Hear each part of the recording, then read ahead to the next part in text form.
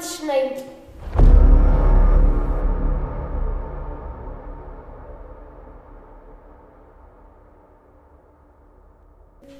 እሺ የምርህን ነው? እኔ አላምንም። በጣም አመሰግናለሁ። እሺ እወስዳለሁ። ተመስገን። yes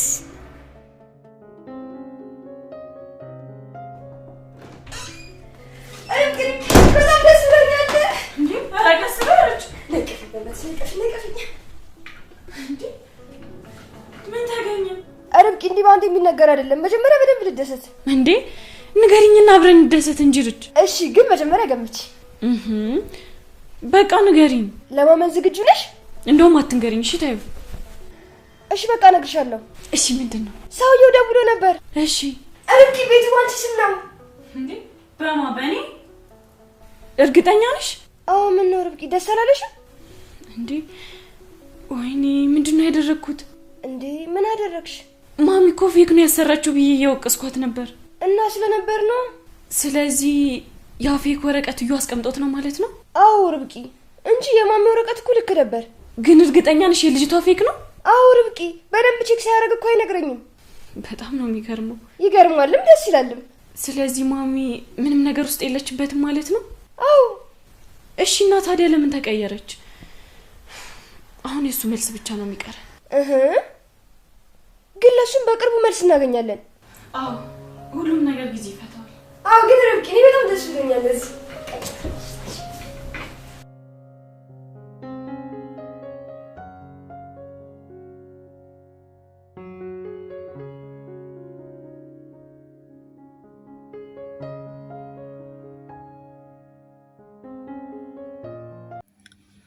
ሰላም ጤና ይስጥልኝ ወደ ቻናሌ ቤተሰቦች እንዴት ናችሁልኝ? እንኳን ወደ እኔ ዩቲዩብ በሰላም መጣችሁልኝ። እንግዲህ ርብቃ ድራማ በክፍል 36 ላይ በጣም ደስ የሚሉ ነገሮች እየታዩ ይገኛሉ። አንዳንዴ መታገስ እንግዲህ በራሱ ጊዜ ህይወታችሁን ያስተካክላል ማለት ነው እና ትዕግስት ጥሩ ነው። የአቤል ችኩልነት እስር ቤት ቢያስገባውም እንግዲህ እንደምታስታውሱት በባለፈው ጊዜ ማሚቴ ለርብቃ የሆነ ወረቀት ሰጣት ነበረ። የታሸገ ፖስታ ነው እና ያን ነገር እንግዲህ ርብቃ አቤል እንዲያየው አልፈለገችም እና እንግዲህ ለአቤልም እንዳትነግሪው ብላት ነበረ። እዩ ግን ይህን ነገር ተደብቆ እያዳመጠ ስለነበረ ርብቃን ስለምን ነበረ ከማሚ ጋር ያወራሽው ብሎ ጠየቃት። ማሚቴ ደግሞ ለማንም እንዳትነግሪ ስላለቻት አይ ምንም አይደለም ብትለውም እኔ ልገምት በማለት ቤቱን ማሚቲ በስምሽ አዙረው ነው አይደል እያለ እንግዲህ ሲጠይቃት በቃ አውቀዋል ብላ እሷም እውነቱን ትነግረዋለች። እና እኔ ከኔ ምንም ነገር አያመልጥም፣ ምንም ነገር እንዳትዋሺ ከዚህ በኋላ ለናጅሬው ፖስታውን ርብቃ ወስዳ ዝም ብላ መኝታ ቤት ታስቀምጠዋለች። አቤል ተንኮለኛው ግን እዩ ማለት ነው፣ ይቅርታ እዩ ፖስታውን ይወስድና ፌክ ያደርገዋል። የርብቃን በገንዘብ ከፍሎ ማለት ነው። ፌክ ቤቱ በፌክ አድርጎ ዋናውን እሱ ይወስዳል ማለት ነው። እና እንግዲህ ቀይሮ አስቀምጦት ነበረ። ርብቃም እንግዲህ አገር ሰላም ነው ብላ ቤቱ በእኔ ስም ነው እያለች ከቆየች ጊዜ በኋላ ነበር እንግዲህ የሁሉ ነገር ሲፈጠር ነው። ምንድን ነው ማሚ ምን አድርጋ ነው ብላ ስታይ ነገሩ ፌክ ነበረ። የቤቱ ስም ሁሉ ነገር ፌክ ሆኖ ነው ያገኘችው። ይህ ሁሉ ድራማ ግን የዩ ነው። በጣም ይገርማል። እኔ እኮ እንዴት አይነት ሰራቢ እንደሆነ ነው ግርም ያለኝና ይህ ሁሉ ነገር እንግዲህ ቤታቸው ላይ ሲፈጠር ርብቃና አቤል ተኝተው ነበር፣ የሉም። ያው ሰውን እንደዚህ በጣም ማመን ምንድን ነው የሚያመጣው ችግር ልክ እንደዚህ ነው። እና ወንድም እህትም ቢሆን እንግዲህ እንዳናምን እንድንጠራጠር የሚያደርግ ነገር ነው እየሰሩብን ያሉት።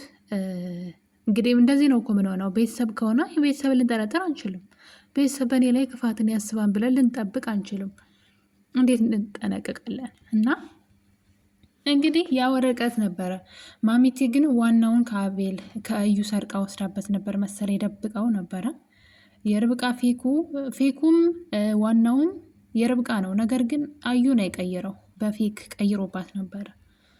ተስፋ ቆርጦ ቤቱ በእኔ ስም አይደለም ማሚቴ አታላናለች ብለው እንግዲህ ማሚቴን እየወቀሷት እያለ ነበረ።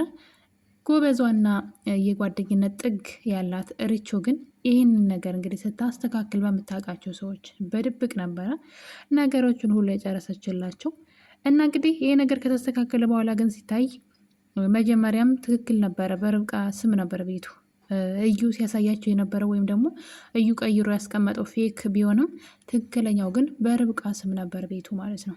እናም እንግዲህ በራሄል ስም ሆኗን የተባለው ሁሉ ነገር ሁሉ ፌክ ነው። ትክክለኛው በርብቃ ስም ነው።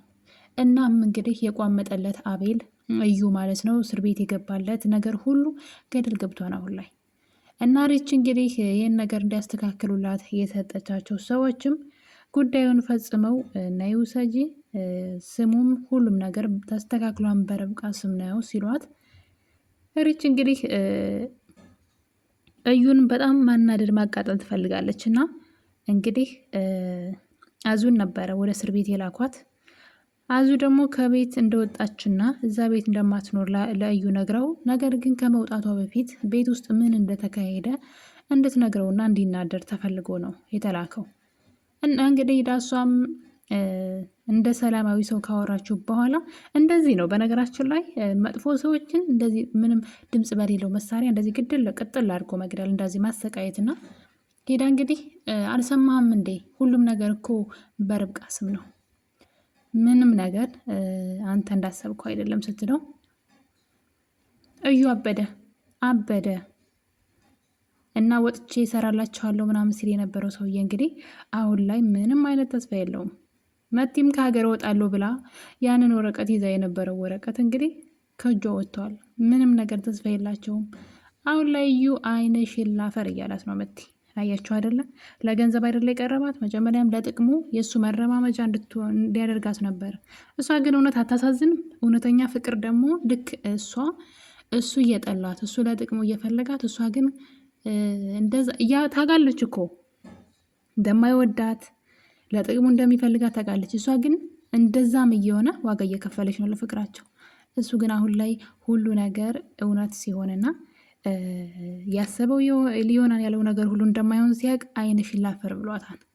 ዓይንሽን ላፈር እንግዲህ እስር ቤት ሆኖ ቢችል ሊገላት ሁሉ ይችል ነበረ፣ አልደርስባት ስላለ ነው እንጂና በዚህ መጠን ስግብግብ ሰዎች እኔ የዩማ እና ሪች እንደው ነፍስሽ ይማረው ነው የሚባለው። አልሞተችም ግን ተጫወተችበት እኮ እና እንደ ሪች አይነት እኔ ግን ሪች በጣም ነው የምትመቸኝ እዚህ ድራማ ላይ። ሲጀመርም ድራማው ላይ ድምቀቷ እሷ ናት።